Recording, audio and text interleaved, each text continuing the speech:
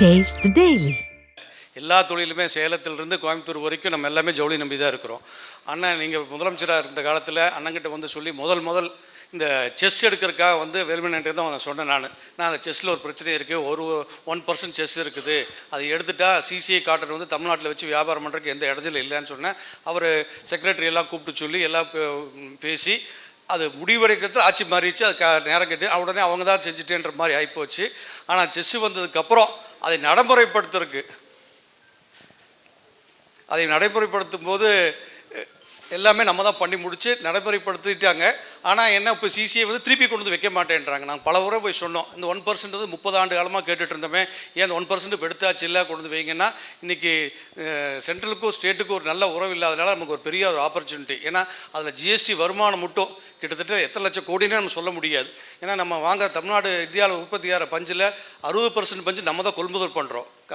விளைச்சல் எங்கே ஆந்திரா, தெலுங்கானா, கர்நாடகா எங்கே வேணால் இருந்துட்டு போட்டோம். காட்டன் கன்சப்ஷன் வந்து தமிழ்நாடு தான் ஜாஸ்தி. அங்கே வச்சு விற்கும்போது 5% ஜிஎஸ்டி தெலுங்கானாக்கே போகுது. நாங்கள் சொன்னால் நாங்கள்லாம் கோயம்புத்தூரில் கொண்டு வந்து வச்சுருங்க, இல்லையா திண்டுக்கல், கோயம்புத்தூர் எங்கே வேணால் கொண்டு வந்து வச்சுட்டு நாங்கள் இங்கேருந்து சிசிஐயில் வாங்கிக்கலாம் இல்லைன்னு சொன்னோம். அதுக்கு அன்னைக்கு சொன்ன காரணம் 1%, அதை நீங்கள் எடுத்துட்டீங்க. ஆனால் இது இன்றைக்கி வரைக்கும் கொண்டு வர முடியல.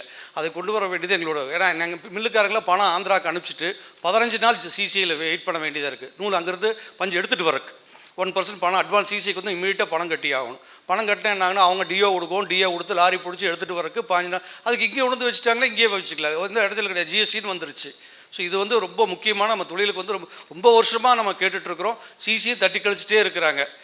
ஸ்டேட் கவர்மெண்ட்டுக்கிட்ட நம்ம நிறைய ரெப்ரஸன்டேஷன் கொடுத்துட்டோம், பட் சிசி அது கணக்கிலே எடுத்துக்க மாட்டேன்றாங்க. அப்புறம் இன்னொரு முக்கியமான வந்துங்க, இந்த ரூஃப் டாப் சோலார். இன்றைக்கி வந்து க்ரீன் எனர்ஜி வந்து உலகம் ஃபுல்லாக பேசக்கூடிய ஒரே எனர்ஜி வந்து க்ரீன் எனர்ஜி தான்.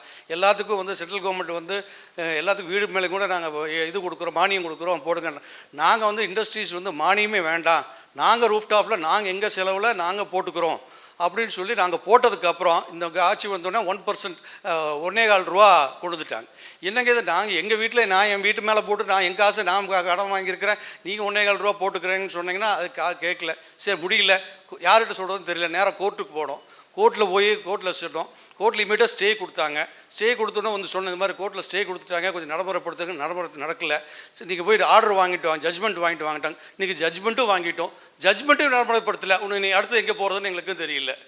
உண்மையிலே அது கோர்ட்டுக்கு போனால் நீ இவருக்கு கேட்க மாட்டேன்றான், கோர்ட் ஆர்டர் ஹைகோர்ட் ஆர்டர் பார்த்திங்களா. உண்மையிலே அது ஒரு பரிதாபக்குரியான, ஏன்னா இந்தியாவிலேயே உலகத்திலேயே நெட்வொர்க்கிங் சார்ஜஸ் சோலார் ரூஃப்டாப் மேலே போட்டிருக்க தமிழ்நாடு ஒன்று தான். இது வந்து நீங்கள் தானே வழிவழி பண்ணி கொடுக்கணும், ரொம்ப முக்கியம் எங்களுக்கெல்லாம். ஏன்னா கடன் வாங்கி போட்டாச்சு, அப்போ கடன் வாங்காத முன்னாடி சொல்லியிருந்தாங்க கூட பரவாயில்ல, அன்றைக்கெல்லாம் ஒன்று சொல்லி இன்றைக்கி புதுசாக ஒரு நடைப்படுத்திட்டாங்க. ஸோ இது ரெண்டும் எங்களுக்கு இன்றைக்கி தமிழ்நாட்டில் வந்து 60% மத்திய பிரதேஷ், குஜராத் சீஃப் மினிஸ்டர்ஸ் வந்து வாங்கான்னு கூப்பிட்றாங்க. நம்ம கூட போகவே வேண்டியதில்லை, நம்மகிட்ட திறமை இருக்குது, எல்லாமே நாங்கள் போய் அங்கே ஒன்றும் தொழில் பண்ணணும் அவசியமே கிடையாது. இங்கேருந்தே நம்ம எல்லாமே பண்ணிக்கலாம். இந்த மாதிரி சின்ன இடைஞ்சல் பண்ணி தடுத்து நிறுத்தியாச்சுன்னா, இன்றைக்கி ட்ரம்ப் வந்துட்டார், அங்கே வந்து இன்றைக்கி நியூஸ் வந்துருங்க, பங்களாதேஷ் 35% போட்டாங்க டியூட்டி, நம்மளுக்கு 15% போடுறாங்க. ஸோ எவ்வளோ நம்மளுக்கு அட்வான்டேஜாக போயிட்டுருக்கு. நிறையா 30 பில்லியன் டார்கெட் வச்சுருக்கிறாங்க. ஸோ குஜராத், மத்திய பிரதேஷ், ஆந்திராவில் 30 பில்லியன் டார்கெட்டுக்கோசம் டெக்ஸ்டைல் வந்து ரொம்ப விரும்புகிறாங்க. ஆனால் நம்ம என்னமோ டெக்ஸ்டைல்லாம் என்னமோ வேண்டான்னு விருப்பா பார்த்தாங்கன்னா நாங்கள் என்ன பண்ணுறதுன்னு தெரியல. இதுக்கெல்லாம் வேறு ஒரு காரணம் இல்லை, சின்ன இது தான். ஆனால் அது ரொம்ப முக்கியமானதாக இருக்குது. சிறுவணி கொடுத்தா நம்ம கோவை மாவட்டம் இல்லை, கொங்கு மாவட்டம் ரொம்ப நல்லா இருக்கும். அது உங்கள் கையில் தான் இருக்குது. ரொம்ப நன்றி, தேங்க்ஸ்.